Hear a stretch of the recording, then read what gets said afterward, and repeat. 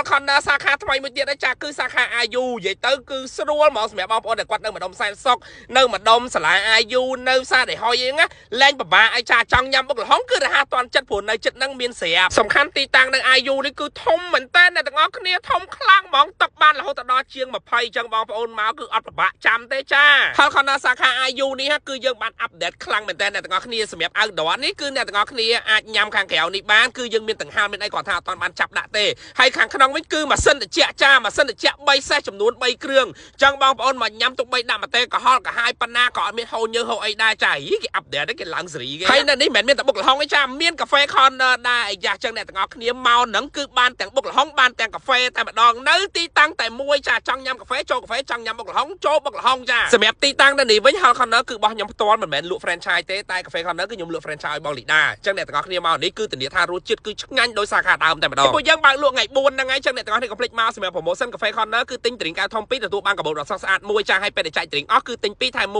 1ទីតាំងនៅលើផ្លូវសែនសុកចានៅទល់មុខនឹង brand collection នៅជិតនឹងផ្សារទៅនៅ Lucky ហើយនៅជិតនឹងសាលា IU ចានិយាយទៅជិះមកម្លឹកគឺឃើញហើយចា